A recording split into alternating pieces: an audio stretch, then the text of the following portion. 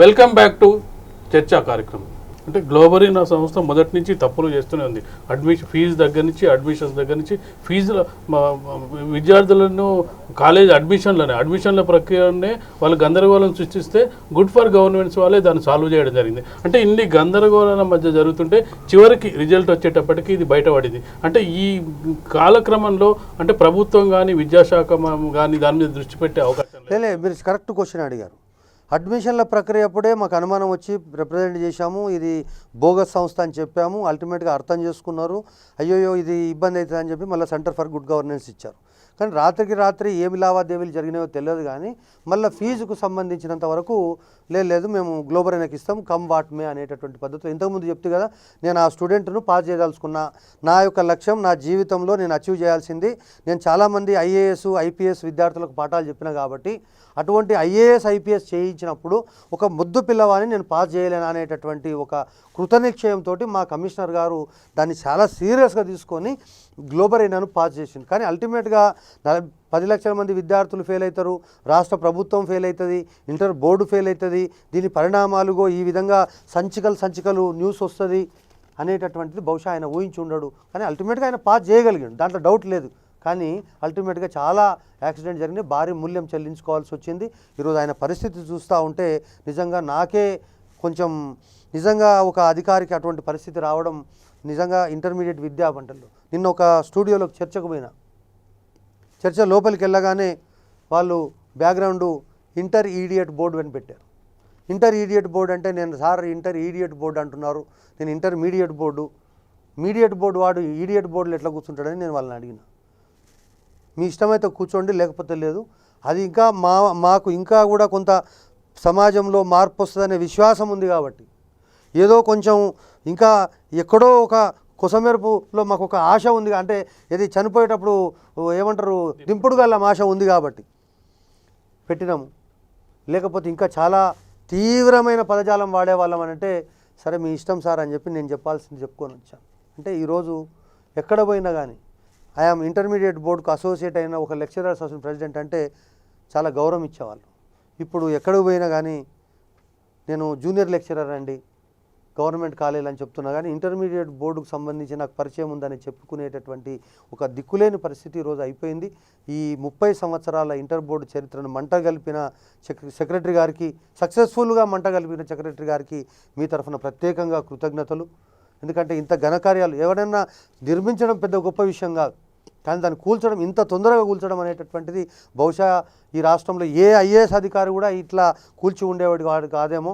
ఆయన కాబట్టి తన శక్తి సామర్థ్యాలన్నీ ఉపయోగించి, ఎందుకంటే ఐఏఎస్లకు ఐపీఎస్లకు ట్రైనింగ్ ఇచ్చేటటువంటి ఒక శక్తి సామర్థ్యాలు ఆయనకు ఉన్నాయి కాబట్టి ఆ శక్తి సామర్థ్యాలను ఉపయోగించి 30 సంవత్సరాల చరిత్రను జస్ట్ ఒక 6 నెలల్లో కుప్పగూల్చి ఇంటర్మీడియట్ విద్యా మండలిని ఒక క్రాస్ రోడ్స్ అంటారు చూడండి, రోడ్డు పైన నిలబెట్టిండు. అది ఆయన యొక్క ప్రతిభకు నిదర్శనంగా నేను భావిస్తూ ఉన్నా. అంటే ముఖ్యంగా చూసుకున్నట్టయితే అవి ఒక వ్యక్తి కారణంగా, అంటే గతంలో ఇంటర్మీడియట్ బోర్డుకు చాలా అంటే పేరుంది, ప్రతిష్టలు ఉన్నాయి, ఇంటర్మీడియట్ గౌరవం ఉంది. ఇంటర్ విద్యార్థులు అంటే ముఖ్యంగా ఏంటంటే అదొక బెంచ్ మార్క్. అంటే నెక్స్ట్ వాట్ ఇంటర్ తర్వాత, ఇంటర్ కీలకమైన విషయం. 10th వరకు ఏదో అల్లాటపాగా సాగుతుంది, ఇంటర్లో ఏం చేయాలనుకున్న నిర్ణయించుకునే పద్ధతి. ఆ టైంలో స్ట్రెస్ కూడా ఉంటుంది పిల్లలకు. ఈ స్ట్రెస్లో ఇంతమందిని ఇబ్బంది పెట్టిన అధికారిపై ప్రభుత్వం అంటే చర్యలు తీసుకోవడానికో లేదంటే ఇలాంటి కార్యక్రమాలు జరుగుతుంటే ప్రభుత్వం ఎందుకు చూస్తూ? నేను కరెక్ట్ అండి, మీతో ఏకీభవిస్తున్నా. ప్రభుత్వం మీద తప్పు పడుతున్నారు కదా కొంతమంది పొలిటీషియన్స్, వీళ్ళు ఈ విషయంలో తప్పకుండా తప్పు పట్టాలి. ఎట్లా ఉందంటే ఇప్పుడు నేను ఓనర్ను, లారీ ఓనర్ని. ఓనరు ఎంత మంచివాడైనా ఏం చెప్పాలి, అరే బాబు యాక్సిడెంట్ జరిగింది, 3 చనిపోయినారు, నువ్వు ముందు అక్కడ నుంచి పారిపో, తర్వాత చూసుకున్నావు అని చెప్తారు.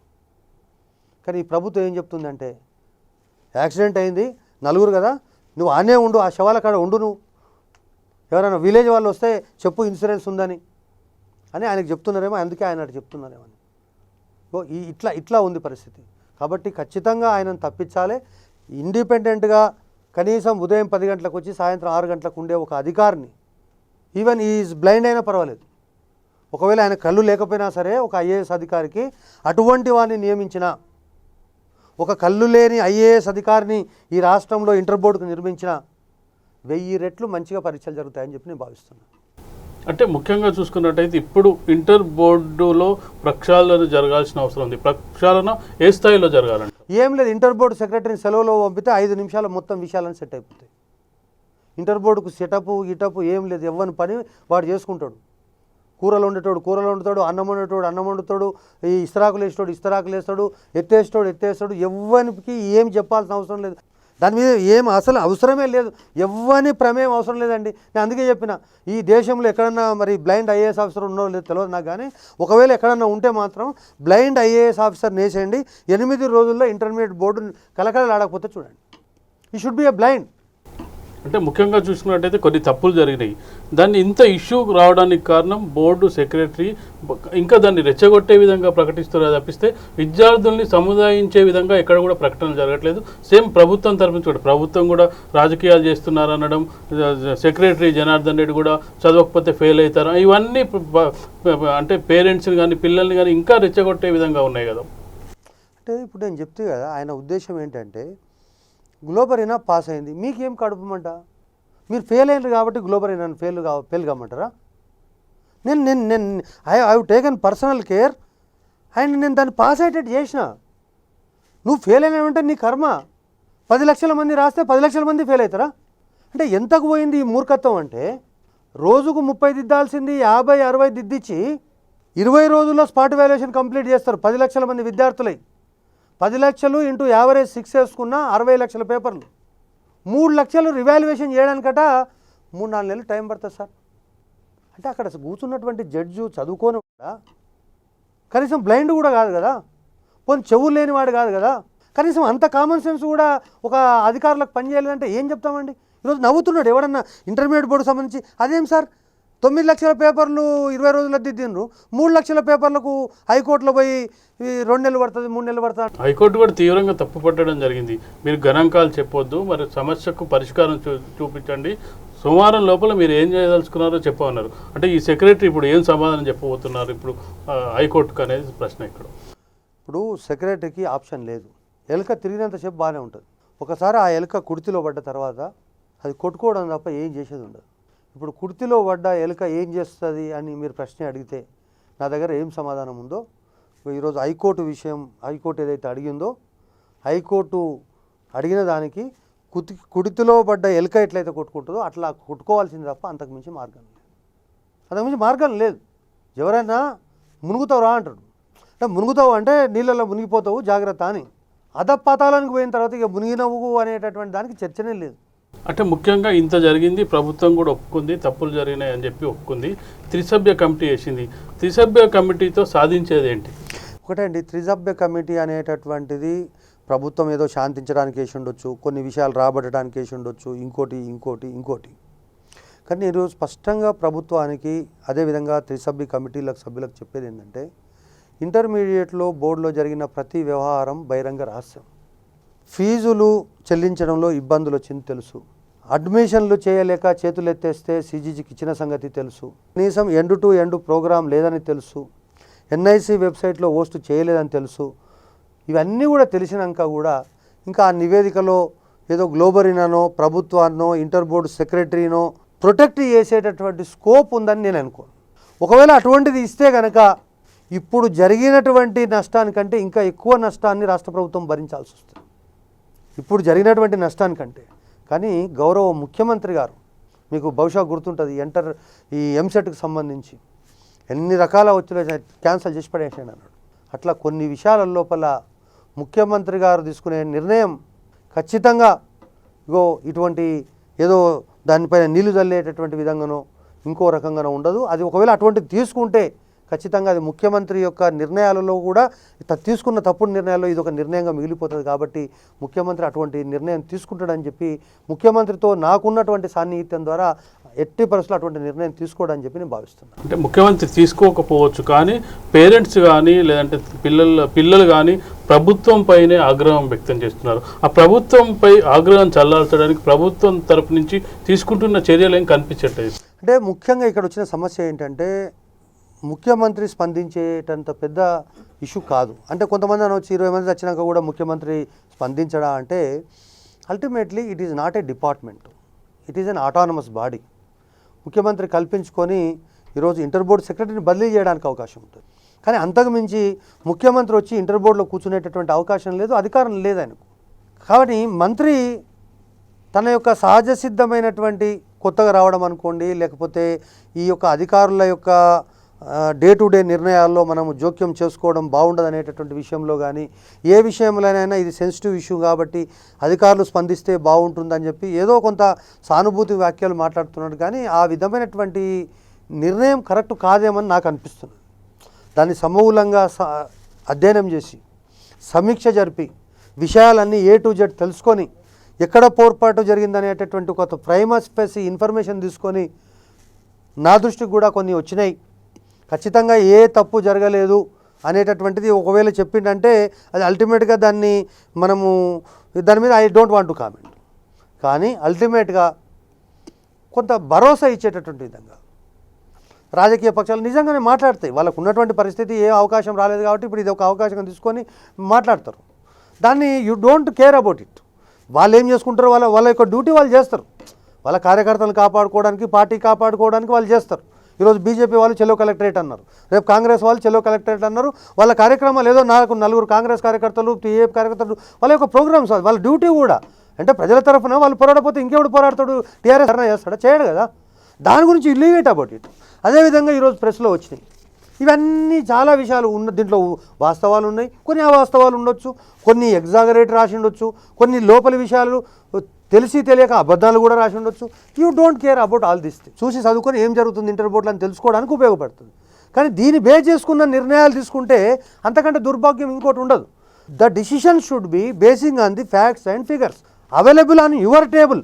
నాకు ఫ్యాక్ట్స్ ఫిగర్స్ తెచ్చిపెట్టండి, నేను చూస్తాను, ఎక్కడ అవకాశం ఉంటే అక్కడ నిర్ణయం తీసుకుంటాను అని విద్యార్థులకు భరోసా కల్పించడంలో ఎక్కడో ఒక దగ్గర మంత్రి కొంచెం ఫెయిల్ అయ్యిండేమనేటటువంటి నాకు అంటే నిన్నమున పేరెంట్స్ స్టూడెంట్స్ ఇంతమంది జరుగుతుంటే ఆయన ఎక్కడ ఉన్నాడు అంటే నిత్యం ప్రజల్లో కనిపించి ఇంటర్ బోర్డుకు సంబంధించి సమీక్ష చేస్తున్నాడు, ఇంటర్ బోర్డుకు సంబంధించి ముఖ్యమంత్రిని కలిసిండు, పేరెంట్స్ తోటి కూడా కలవడానికి సిద్ధంగా ఉన్నాడు, అవసరమైతే మీరు పలానా ఫంక్షన్ హాల్ తీసుకొని అవసరమైతే కొంత సెక్యూరిటీ పెట్టుకొని ఎవరైతే విద్యార్థి బాధితున్నారో మీరు ఆ ఫంక్షన్కి రండి, నేను మాట్లాడతాను మీతోటి, కొంతమంది పేరెంట్స్తో మాట్లాడి ఈ విధంగా విద్యార్థులతో తల్లిదండ్రులతో సమావేశమైన మంత్రి అంటే అల్టిమేట్గా ఇది ప్రజలలో పోతుంది. అరే మంత్రి రిస్క్ తీసుకొని మన కోసం వచ్చిండు అనేటటువంటి ఒక అభిప్రాయం కలుగుతుంది. అరే మంత్రి వచ్చినాక మనకు న్యాయం జరగదా అనేట్టు కలుగుతుంది. కానీ అధికారులు ఇచ్చినటువంటి తప్పుడు సమాచారం తీసుకుపోయి మాట్లాడి ఈ అధికారుల పట్ల ఎట్లయితే ఆగ్రహం ఉన్నదో సహజంగా మంత్రి పైన కూడా కొంత ఆగ్రహం అనేటటువంటిది అక్కడక్కడ నాకు కనిపించింది. ఈ సందర్భంగా మంత్రి గారు కూడా విజ్ఞప్తి చేస్తున్న సమగ్ర సమీక్ష జరిపి ఈ సమస్య పరిష్కారం అయ్యేంత వరకు విద్యార్థుల తరఫున ప్రజల తరఫున నేనున్నా అనేటటువంటి ఒక భరోసాను కల్పించడంలో మంత్రి గారు ఇంకా కొంచెం చొరవ చూపాలని చెప్పి నేను మీ ద్వారా కోరుతున్నాను. అంటే ముఖ్యంగా చెప్పినట్టయితే రాజకీయాలని మంత్రి గారు అంటున్నారు, కాకపోతే మొదటి 2 రోజులు అయితే ఏ రాజకీయ పార్టీ నాయకులు పాల్గొనలేదు. కేవలం తల్లిదండ్రులు విద్యార్థులే సమస్యను అడగడానికే వెళ్ళారు. వాళ్ళు ధర్నా చేయడానికి కూడా సమస్యను మా మార్కులు ఎందుకు తక్కువ వచ్చాయి, ఏం జరిగిందని అప్పుడే ఇంటర్ బోర్డు కార్యదర్శో లేకపోతే అక్కడ సెక్రటరీయో ఇది పరిస్థితి మీకు ఈ విధంగా జరిగింది మీ మార్కులు లిస్ట్ ఇస్తామని చెప్పి ఉంటుంటే పరిస్థితి ఇంత దాకా వచ్చేది కాదు కదా. నేను ఇంకొక విషయం చెప్తున్నానండి. ఒక మహిళ తన కూతురుకు సంబంధించిన ఫలితాలు తెలుసుకోవడానికి అక్కడికి వచ్చింది. ఒక జెంట్ పోలీస్ ఆఫీసర్ వెనుక నుంచి ఆమెను ఇట్లా పట్టుకొని లేపి అంటే ఆ విజువల్ చెప్పుకోవడానికి కూడా సిగ్గుచేటు, అంటే సభ్య సమాజం కూడా సిగ్గుతో తలవంచుకునేటటువంటి ప్రవర్తన. ఈ పరిణామాలు కనుక జరిగి ఉండకపోతే ఒకవేళ ఇంటర్ బోర్డులో నువ్వే 10 మందిని ఆఫీసర్లను కూర్చోబెట్టి ఏ అర్జీలు వచ్చినా ఆ అర్జీ తీసుకొని వాళ్ళను ఓదార్చి ఒక గ్లాసు మంచినీళ్ళు ఇచ్చి బోర్డులో కోట్ల రూపాయలను ఒక గ్లాసు మజ్జిగ ఇచ్చి పంపించి ఉంటే ఈ రాజకీయ పార్టీలకు పనే ఉండేది కాదు. మా సార్ వాళ్ళు చూసుకుంటారా, నీకేం పని పోవనేటోళ్ళు, నీ రాజకీయాలు ఏమైనా ఉంటే ఆడ చేసుకో, వీడికి రా అని పేరెంట్స్ చెప్పేవాళ్ళు. బోర్డు ప్రభుత్వం మంత్రి చెప్పాల్సిన అవసరం లేదు. నువ్వు ఫెయిల్ అయినావు కాబట్టి నువ్వు వాళ్ళను హక్కున చేర్చుకోవడంలో దగ్గరికి తెచ్చుకోవడంలో ఓదార్చడంలో నువ్వు పూర్తిగా భ్రష్టు పట్టిపోయినావు కాబట్టి ఫెయిల్ అవుతారు, నీ కర్మ. ఛాలెంజ్ చేస్తున్నావు, నువ్వు ఫెయిల్ అవుతావు. అటువంటి సమాధానాలు వస్తున్న సందర్భంలో అల్టిమేట్గా ఏ బాధ్యత కలిగినటువంటి రాజకీయ పక్షాలు నేను ఇంటర్మీడియట్ పార్ట్ అండ్ పార్సల్ అయినప్పటికీ కూడా I cannot accept that such things. నేను ఆ విద్యా కార్యదర్శి వ్యవహరించినటువంటి తీరు ఏదైతే మా అశోక్ గారు వ్యవహరించిన తీరును నేను తీవ్రంగా ఖండిస్తున్నా. అదేవిధంగా మంత్రి గారు ఇంకా కూడా చొరవ చూపాలని కోరుతున్నా. రాష్ట్ర ప్రభుత్వం కూడా ఉన్నటువంటి అవకాశాలను కల్పించి ఈ విద్యార్థుల యొక్క భవిష్యత్తుకు భరోసా కల్పించి చూడాల్సిన ఈరోజు మనము ఎవడైతే నవ్వుతాడో వాడి ముందే కాలు జారి పడ్డం అనేటటువంటి బాధ నాకు కనిపిస్తుంది. ఈరోజు మార్నింగ్ ఇప్పుడే పేపర్లో చూస్తే తెలంగాణలో 16 మంది విద్యార్థులు చనిపోవడం నాకు బాధ కలిగించిందని చెప్పి పక్క రాష్ట్ర ముఖ్యమంత్రి స్టేట్మెంట్ చూసిన తర్వాత నిజంగా కూడా నేను సిగ్గుతో. మంత్రి కూడా చెప్పాడు, మేము చాలా సమర్థవంతంగా పరీక్షలు నిర్వహించాం, సమర్థవంతంగా రిజల్ట్స్ ఇచ్చాం, తెలంగాణ చూడండి ఎలా ఉందని చెప్పి మంత్రి కూడా ప్రకటన చేయడం జరిగింది చంద్రమోహన్ రెడ్డి. సరే నేను దాన్ని సమర్థించను, కానీ అల్టిమేట్గా నవ్వే వాళ్ళ ముందు మనము కాలు జారి పడ్డట్టు అయిందేమో అనేటటువంటి ఒక బాధ మాత్రం ఇప్పటికీ నాకు ఉంది. సో పక్కవానితోటి వాడు నవ్వుతాడని తెలుసు, వాడు ఏ అవకాశం వచ్చినా నవ్వుతాడని తెలుసు, కానీ వాడు నవ్వడానికి అవకాశం ఇచ్చింది మనం అని చెప్పి మాత్రం నేను చెప్పక తప్పదు. అంటే రాష్ట్ర ప్రభుత్వం కూడా దాన్ని శాంతి భద్రతల సమస్యగా ఎందుకు చూస్తుంది? వచ్చిన వాళ్ళని అరెస్ట్ చేయడం, పోలీసులను దింపడం, అంటే ఇవన్నీ అల్టిమేట్గా డ్యామేజ్ రాష్ట్ర ప్రభుత్వం. అంటే అల్టిమేట్గా రాష్ట్ర ప్రభుత్వానికి ఇంకొక డ్యామేజ్ జరుగుతుంది ఇక్కడ. అంటే ఇప్పుడు సముద్రంలో ఎవడో ఒకడు మునిగిపోయిండు, ఆ మునిగిపోవడాన్ని పోయిన వాడిని రక్షించడానికి నువ్వు పోతున్నావు, నిన్ను రక్షించడానికి ఇంకొకడు పోతున్నాడు. నా భయం ఏంటంటే ఈ ముగ్గురు కూడా సముద్రంలోకి పోతారేమో అనేటటువంటి భయం నాకు అనిపిస్తుంది. అల్టిమేట్గా వాడు ఒకడు పోయిండు కదా అని చెప్పి ఏదన్నా ఒక యంత్రాంగం ద్వారా వాడిని బయటికి తీసుకొస్తే నువ్వు సేఫ్గా ఉంటావు, అదేవిధంగా రాష్ట్ర ప్రభుత్వం సేఫ్గా ఉంటావు. కానీ మునిగిపోయిన వాడిని, అది కూడా లోపలికి పోయిన వాడిని చెయ్యి బట్టి లేపే ప్రయత్నం చేస్తున్నాడు, గ్లోబరీని లేపే ప్రయత్నం చేస్తున్నాడు, సెక్రటరీని లేపే ప్రయత్నం వీళ్ళు చేస్తున్నారు, వీళ్ళని లేపే ప్రయత్నం ముఖ్యమంత్రి చేస్తున్నాడు. ఇక ఇట్లా అందరూ మునిగిపోతారేమో అనేటటువంటి భయం నాకు కలుగుతూ ఉంది. అల్టిమేట్గా గ్లోబరీన్ అనేది మునిగిపోయింది, దాన్ని కాపాడే ప్రయత్నం చేయొద్దు. ఇంటర్ బోర్డ్ సెక్రటరీ ఫెయిల్ అయిపోయిండు. నేను చెప్తున్నా కదా, దేశవ్యాప్తంగా ఎక్కడ ఉంటే అక్కడ ఒక బ్లైండ్ ఐఏఎస్ ఆఫీసర్ తీసుకొచ్చి పెట్టండి, 8 రోజుల్లో బోర్డు సెట్ అయిపోతుంది. అంటే నేను అనుభవంతో చెప్తున్నా, ఆయన్ని కాపాడడానికి మీరు ప్రయత్నం చేస్తే మీరు కూడా దాంట్లో పడతారని చెప్పి నేను రాష్ట్ర ప్రభుత్వాన్ని కోరుతాను. ఆల్రెడీ కొంతవరకు డ్యామేజ్ రాష్ట్ర ప్రభుత్వంగానే జరుగుతుంది. ఒక అశోక్నో లేకపోతే ఒక గ్లోబరీనో కాకుండా ప్రభుత్వం ఏం చేస్తుందా అనే ప్రశ్న ప్రధానంగా పేరెంట్స్కి వస్తుంది. లేదు, అల్టిమేట్గా ప్రజలు కూడా ఏమనుకుంటున్నారు, గ్లోబరీనా గురించి మాట్లాడట్లేదు, తప్పు చేసిన అశోక్ గురించి మాట్లాడట్లేదు.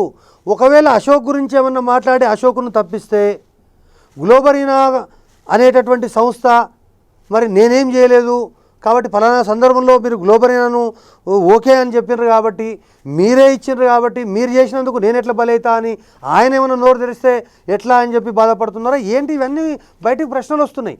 కాబట్టి ఇప్పుడు అల్టిమేట్గా చేయాల్సింది ఏంటండి, ఇమీడియట్గా రాష్ట్రంలో అల్టిమేట్గా కర్ఫ్యూ పెట్టాలండి. ఎందుకు కర్ఫ్యూ పెడతారు? అరే మరొకరి ఆత్మహత్య జరగకూడదని. అదేవిధంగా ఈరోజు తక్షణ చర్యలు లేవు, తక్షణ చర్యలు అనేటటువంటిది లేవు. యాక్సిడెంట్ చేసిన లారీ డ్రైవర్ను అక్కడ నుంచి తప్పించి వాడిని అరెస్ట్ చేసి కాల్ చంపడం అంటే లేవు, తీసుకుపోయి పోలీస్ స్టేషన్లో కూర్చోబెట్టి 4 రోజులు. వాడు అరెస్ట్ చేస్తే 23 మంది విద్యార్థులు చనిపోయినరు. ఆ 23 మంది విద్యార్థులు ఆత్మశోభ, పేరెంట్స్ గొడవ ఇవన్నీ జరుగుతున్నది. వాడిని తాత్కాలికంగా తీసుకుపోయి పోలీస్ స్టేషన్లో పెడితే వానికి కొంత ప్రొటెక్షన్ ఉంటుంది. తర్వాత వాడిని ఏం చేద్దరు, పోలీస్ కేసు ఇవన్నీ తర్వాత చూద్దాం. కాబట్టి ఇటువంటి పరిస్థితుల్లో నేను రాష్ట్ర ప్రభుత్వాన్ని కోరుతున్నది ఏంటంటే, ఇంటర్ విద్యా కమిషనర్ గారిని తక్షణం అక్కడి నుంచి తప్పించి కొత్త అధికారిని నియమించి విద్యార్థులపైన ఏవైతే అపోహలను తొలగించి, అదేవిధంగా రాష్ట్ర హైకోర్టులో కూడా సమర్థవంతంగా ఇంటర్మీడియట్ విద్యలో ఉన్న వాస్తవ పరిస్థితులను వివరించి, అదేవిధంగా ఈ కమిటీ ద్వారా కూడా ఏమైనా తప్పులుంటే బహిరంగంగా ఒప్పుకొని వాటన్నింటినీ తోక కట్ చేస్తే రాష్ట్ర ప్రభుత్వ ఖ్యాతి పెరుగుతుంది, ఇంటర్ బోర్డు ప్రతిష్ట పునఃస్థాపించబడుతుంది. అల్టిమేట్గా విద్యార్థులు, తల్లిదండ్రులు సంతోషిస్తారు.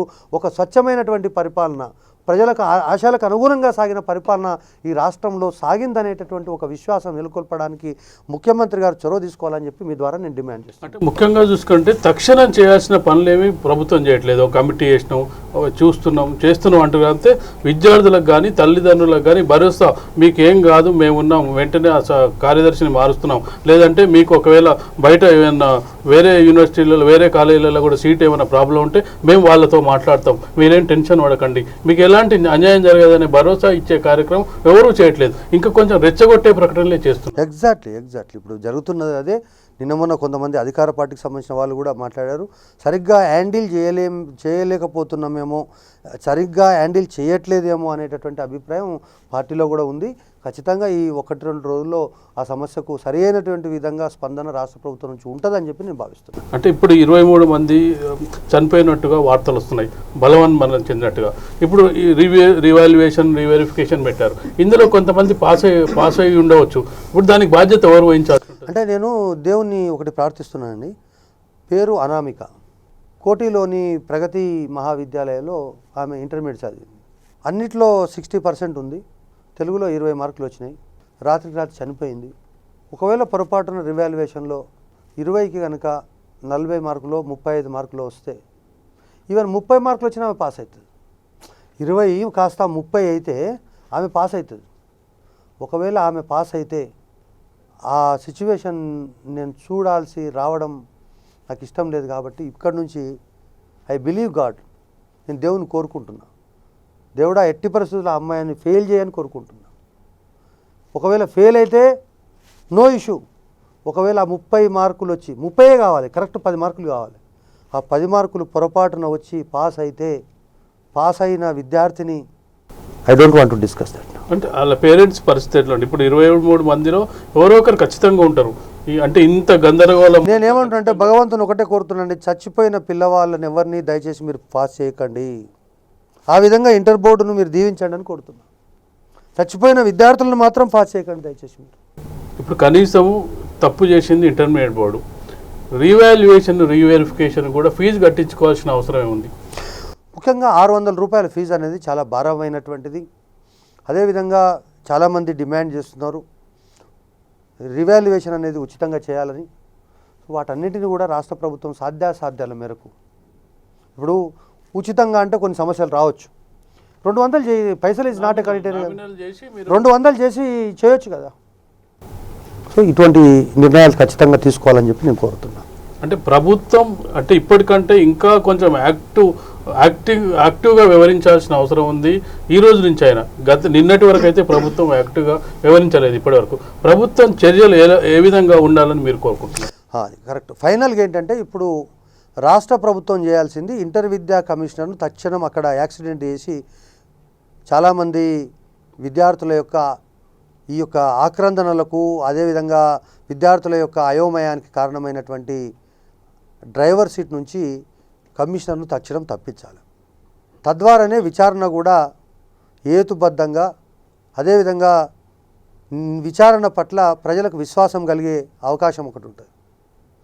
రెండవది, తక్షణము విద్యార్థులకు సంబంధించి రివాల్యుయేషన్ అనేటటువంటి ప్రక్రియను వేగవంతం చేసి వీలైతే ఫీజును 200 రూపాయలకు తగ్గించి ఆ విధంగా చేయడం. అదేవిధంగా హైకోర్టు ఇచ్చినటువంటి ఆదేశాల మేరకు ఒకవేళ 3 లక్షల పేపర్లు వాల్యూ చేస్తే దానికి కూడా కావాల్సినటువంటి కార్యాచరణ చేపట్టడం. అల్టిమేట్గా రాజకీయ పక్షాలన్నీ పిలిచి వీలైతే మంత్రి గారు ఒక అఖిలపక్ష సమావేశాన్ని పిలిచి ఈ జరిగినటువంటి పరిస్థితులన్నీ ఇవి అని చెప్పి వాళ్ళందరికీ వివరించి మీరు రాష్ట్ర ప్రభుత్వానికి సహకరించండి అని వాళ్ళ యొక్క సహకారాన్ని కూడా తీసుకొని ఈరోజు రాష్ట్రంలో ఒక ప్రశాంత వాతావరణాన్ని నెలకొల్పడానికి రాష్ట్ర ప్రభుత్వము, ముఖ్యంగా ముఖ్యమంత్రి గారు, మంత్రి గారు కృషి చేస్తారని చెప్పేసి, అదేవిధంగా ఈ యొక్క క్రైసిస్లో ఇంటర్మీడియట్ బోర్డుకు సంబంధించిన తప్పిదమే కావచ్చు, ఆ తప్పిదం పైన మాకు సెకండ్ ఒపీనియన్ లేదు, ఆ తప్పులు చేసినటువంటి బాధ్యులపైన రెండవ అభిప్రాయం లేదు.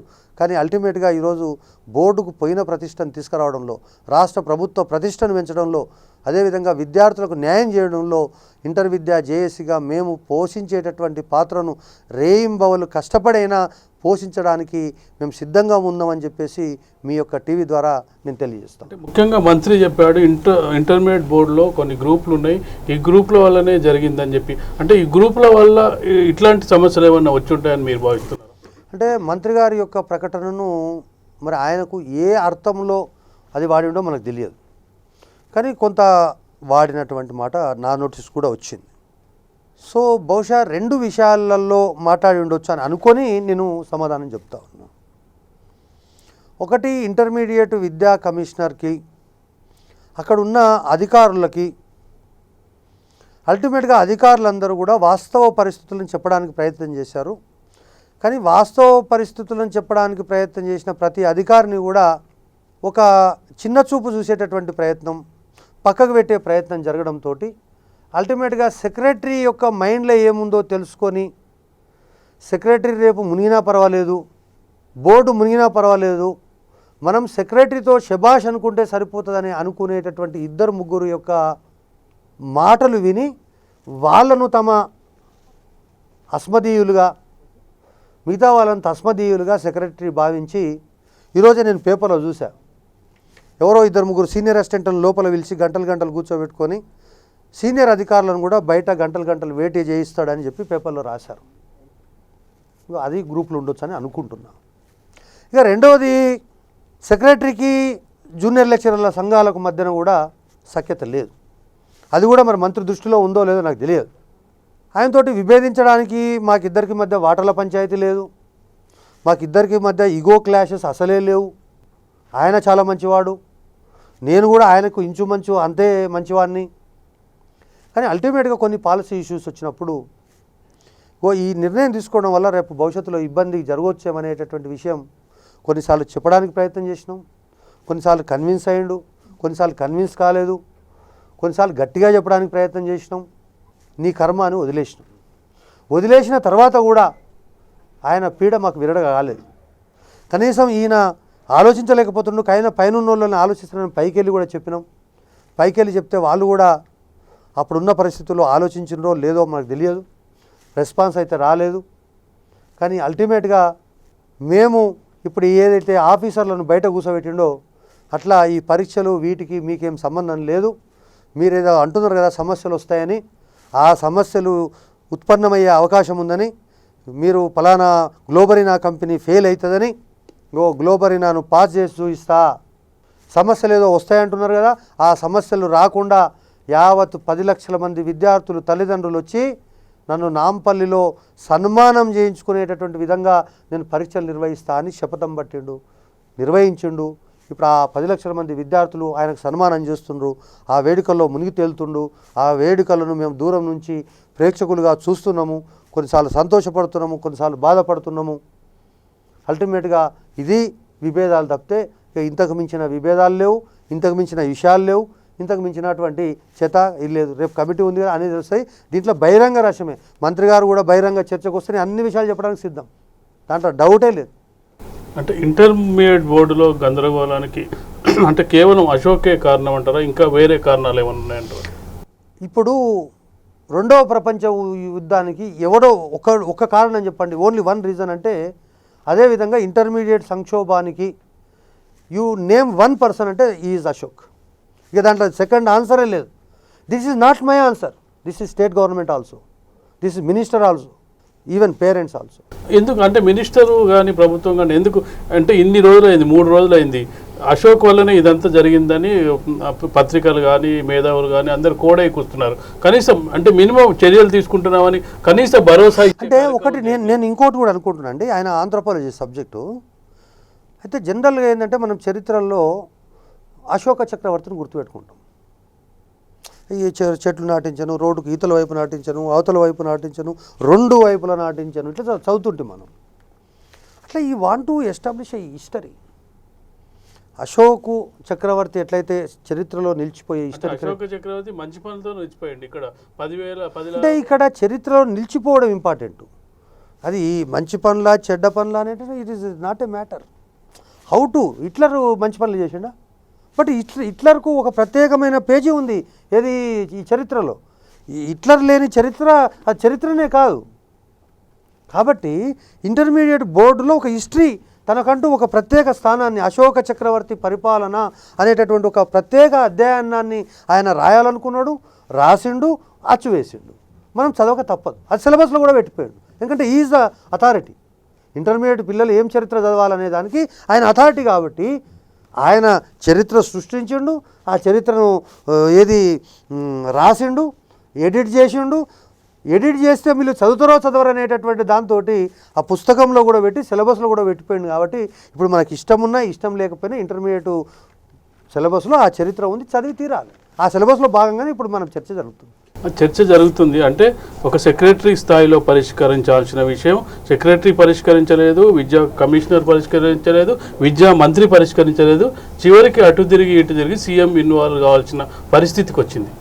అంటే ప్రభుత్వ ప్రతిష్ట మసకబారుతుంది దీనివల్ల అనేది ప్రభుత్వం గుర్తించిందా లేదా అనేది. అంటే నేను ఇక్కడ ఇంకొక విషయం కూడా ఆలోచిస్తున్నా. అంటే ఈజ్ బ్లాక్మెయిలింగ్ ద గవర్నమెంట్. అంటే నీకు ఆయన బ్లాక్మెయిల్ చేస్తున్నామో గవర్నమెంట్ అనిపిస్తుంది. అంటే నాకు డౌట్ వస్తుంది, ఇది నేను I cannot establish that one also. నేను ఫైల్ పంపినా, మీరు సంతకం పెట్టినరు, నేను ఫాలో అవుతున్నా, అంతే. నేను ఫాలో అవుతున్నా దట్ ఈస్ ద ఇదేమో అని అనుకుంటున్నాను నేను. సో ఆ విధంగా ఇప్పుడు తను ఏంటంటే, అవును సార్ మీరు చెప్పారు కదా, ఎవరో చెప్తారు, అరే మీరు పోయి అంటే మామూలుగా వర్డ్స్లో ఈ పోలీసులో ఉంటుంది కదా, అరే మియా జాకే దిల్సుఖ్నగర్ బస్ స్టాప్కే బస్ టైరో అంటే అక్కడ నిలబడతాడు. అక్కడ ఏమన్నా ఘోరం నేరం జరిగినా, अरे क्या बोले साहब आप जाके ठहरो, बोले मैं ठहर गया बस, आप क्या बोले साहब देखो आप क्या बोले, जरा रिकॉर्ड बताओ आपका, आप जाओ बोल के बोले ठहरे मैं ठहरा, अब जो कुछ हुआ मेरा क्या मालूम साहब అంటే అటువంటి పరిస్థితుల్లో అశోక్ ఉండడేమని అనిపిస్తుంది. అంటే ముఖ్యంగా చూసుకుంటే V3 చర్చను ముగించే ముందు అంటే మీరు 10 లక్షల మంది విద్యార్థులకు తెలిసిన వ్యక్తి, జూనియర్ కాలేజీలో పేరెంట్స్కి తెలిసిన వ్యక్తి, చాలామందికి పరిచయం ఉన్న వ్యక్తి, అంటే మీరు ఇంటర్ విద్యార్థులకు కానీ తల్లిదండ్రులకు కానీ ఒక భరోసా ఇచ్చే కార్యక్రమం V3 ద్వారా చేస్తే బాగుంటుందని మా ఉద్దేశం.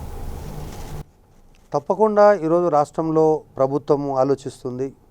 బాధ్యతగా నేను కూడా ఈరోజు రాష్ట్ర ప్రభుత్వానికి నా యొక్క కన్సెంట్ ఇవ్వడం జరిగింది.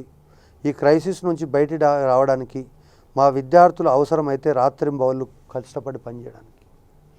జడ్జి ఏమన్నా నేను రాత్రి 3 గంటల వరకు పనిచేస్తున్నా, నువ్వు పని చేయలేవని అడిగాడు. కానీ తెలియదు పాపం జడ్జికు, ఈయన రాత్రి మాత్రమే పనిచేస్తాడని. తెలిసి ఉంటే ఆ క్వశ్చన్ వేసేటోడు కాదు.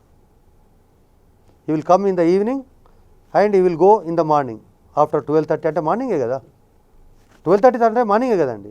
సో డైలీ ఈవినింగ్ 6 ఈ will come, daily morning 6 12:30 is going. అది జడ్జి గారికి తెలియనట్టుంది. దాంతో మీరు రాత్రి కూడా పని చేయండి అని అడిగారు. అయితే ఇప్పుడు ఈయన పగలు పని చేయాలి అన్నది ఆయనతో అంత ఈజీగా కాదు. అంటే రాత్రి ఎంతైనా పని చేయగలుగుతాడు, కానీ డేలో రావడం అనేది ఆయనకు చాలా కష్టం. అంటే ఈ circumstances will not permit to work in the day time. That is the main problem. అంటే అశోక్ అనే వ్యక్తి చాలామంది అంటే స్టూడెంట్స్కి కానీ పేరెంట్స్కి కానీ తెలియదు. అంటే మేము అడుగుతున్నది అంటే V3 తరఫున విద్యార్థులు సూసైడ్ చేసుకుంటున్నారు, అభద్రతతో ఉన్నారు, కొంత ఇబ్బందితో ఉన్నారు. అంటే మధుసూదన్ రెడ్డిగా జూనియర్ లెక్చరర్స్ కాలేజ్ ఫోరం అధ్యక్షునిగా మీరు ఒక పిలుపునివ్వండి విద్యార్థులకు, తల్లిదండ్రులకు. మీరు ఎలాంటి అగాత్యాలకు పాల్పడవద్దు, మీకు ఏం కాదని భరోసా ఇస్తే కొంత వాళ్ళకు ధైర్యం వస్తుందని మేము. తప్పకుండా అండి, నేను అదే పనిలో ఉన్నాను. రాష్ట్రంలో ఉన్న ఏ విద్యార్థి కూడా మీ యొక్క పేపర్ రాసిండ్రు, మీ పేపర్కు గ్యారంటీ ఉంది. ఏ రోజైనా మీ పేపర్ తీసుకొని చూసుకునే హక్కు మీకు ఉంది. ఖచ్చితంగా మీకు న్యాయం జరుగుతుంది. ఎవరు కూడా అపోహలకు ఆందోళనకు పోవద్దు. తాత్కాలికంగా కొంచెం ఆందోళన ఉండొచ్చు, తప్పులు జరిగిన మాట వాస్తవం. ఆ తప్పులు రెక్టిఫై చేయాల్సిన బాధ్యత బోర్డు తీసుకుంటుంది అనేటటువంటిది వాస్తవం, ప్రభుత్వం తీసుకునేటట్టు చేస్తుంది అనేది వాస్తవం. కానీ ఆత్మహత్యలు అనేటటువంటి దేనికి పరిష్కారం కాదు. మన అందరం కలిసి పోరాడదాం. ఈరోజు రాజకీయ పక్షాలు ఉన్నాయి, మేమున్నాం, విద్యార్థి సంఘాలు ఉన్నాయి, బోర్డు ఉంది, ప్రభుత్వం కూడా ముందుకొచ్చి మేము ఏదో సంథింగ్ చేయాలని కమిటీ చేసింది. ఇన్ని ఉన్న నేపథ్యంలో ఇంకా మీరు ఆత్మవిశ్వాసాన్ని కోల్పోవద్దు. అదేవిధంగా తల్లిదండ్రులు కూడా విద్యార్థులను తమ దగ్గర ఉంచుకొని చేయాల్సినటువంటి అవసరం ఉందని చెప్పి నేను భావిస్తూ, ఖచ్చితంగా ఈ సమస్యకు త్వరలోనే ఒక అద్భుతమైన పరిష్కారం కనుక్కునే విశ్వాసము కలిగే విధంగా, పరిష్కారం ఉండే విధంగా రాష్ట్ర ప్రభుత్వం చూస్తుందనే విశ్వాసంతో మీ దగ్గర నేను సెలవు తీసుకుంటున్నాను. థ్యాంక్ యూ మధుసూదన్ రెడ్డి గారు. V3 చర్చకు వచ్చినారు. V3 న్యూస్ కూడా అదే కోరుకుంటుంది, తల్లిదండ్రులకు పిల్లలకు భరోసాగా ఉండాలని కోరుకుంటుంది. తల్లిదండ్రులు అధైర్యపడొద్దు, పిల్లల్ని కూడా అధైర్యపరచొద్దు.